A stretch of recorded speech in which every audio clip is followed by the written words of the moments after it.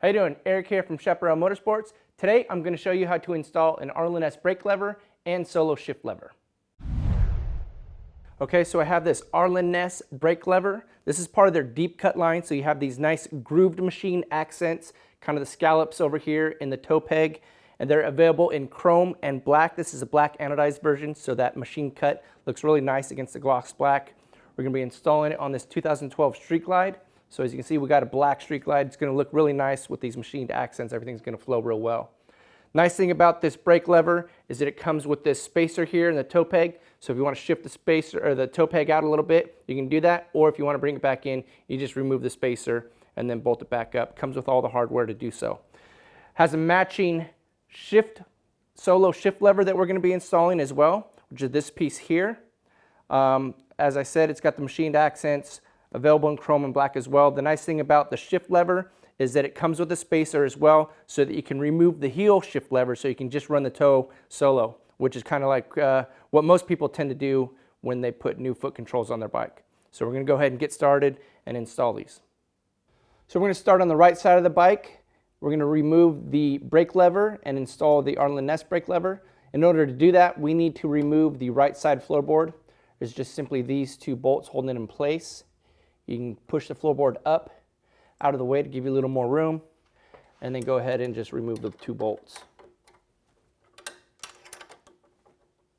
So one thing I wanted to point out that can kind of give you a little bit of trouble is there's a clevis pin that runs through the brake lever here and the master cylinder rod, and then on the back side of the clevis pin is a cotter pin that holds it all in place.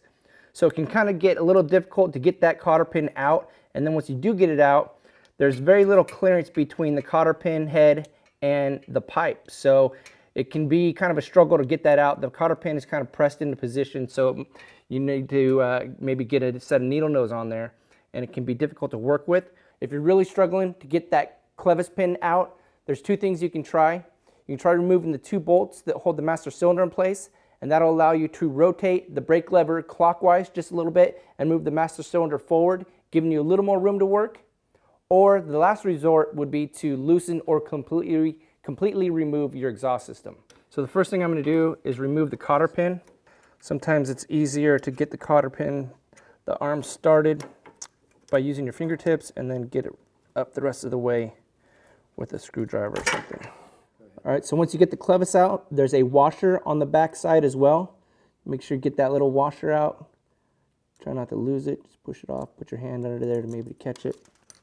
The Arlen Ness deep cut brake arm comes with a new cotter pin. I'm just going to go ahead and keep this one. It's nice to have an extra on hand. And you're going to reuse that washer, so make sure you keep that handy. Don't lose it. Okay, so now that we got the cotter pin out, we can go ahead and get the clevis pin out. It's kind of pressed in, so sometimes it might be a little tight. You push from the back side, maybe wiggle the brake arm a little bit to help get it out. Then from the front side, use a flat blade. Again, nice wide one, kind of give it a twist on the head and the brake arm, and there you go. Now before we can get the brake off, we've got to remove the rear floorboard mount because we won't have clearance between the rear of the brake arm. So we're going to go ahead and remove that.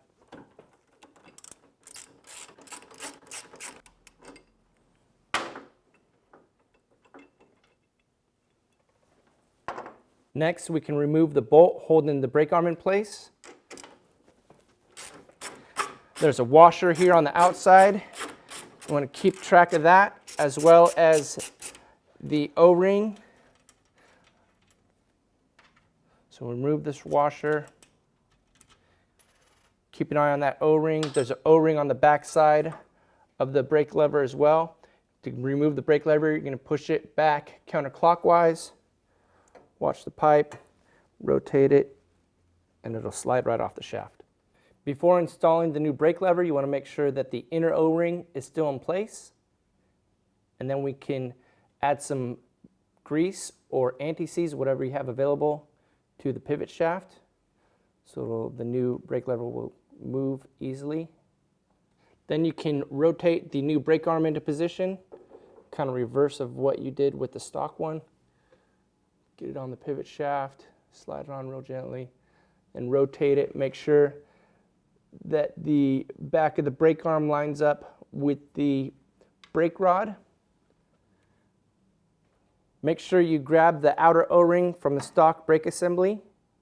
Then you can install the outside O-ring, push that into position. I had mentioned before about the outer washer. Go ahead and set that aside with the stock nut because those won't get reused, but you want to keep them handy in case you want to put your stock brake lever into place. The Ness kit came with its own washer. So you're going to put that over the O-ring.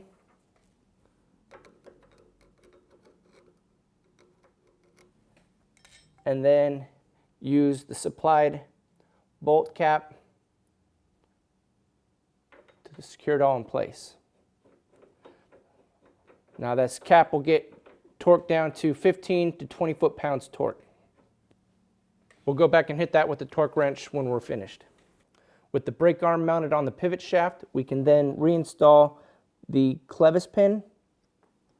Make sure you line it up with the brake rod and push it right through. That went pretty easy. Make sure it gets flush in there against the brake arm. Go a little bit more.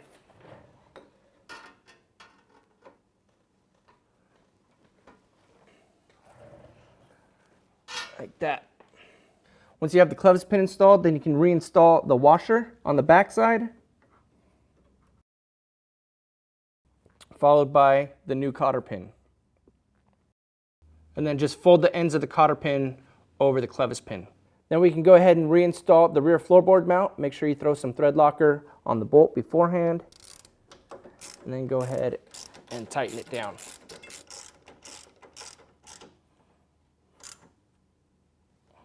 Then we can finish up the right side by reinstalling the floorboard.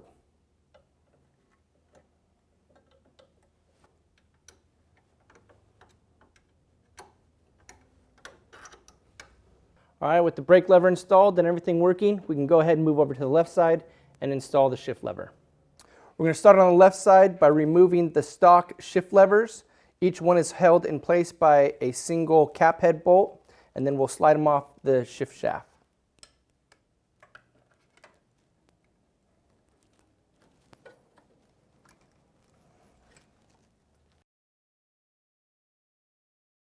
Since we're going to just be doing a toe shifter and not a heel shift, we're going to remove the stock spacer and replace it with this longer spacer provided with the Arlen Ness kit.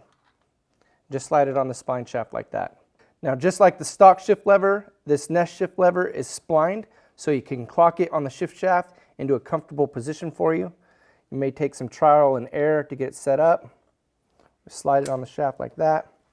So once you find a position that's good for you, you go ahead and use the supplied bolt, thread it into position and tighten it down. So with the shift arm in position, we threw a dab of the supplied thread locker on the bolt, threaded the bolt up through the underside of the shift arm, and then we're going to torque this down to 12 to 15 foot-pounds of torque.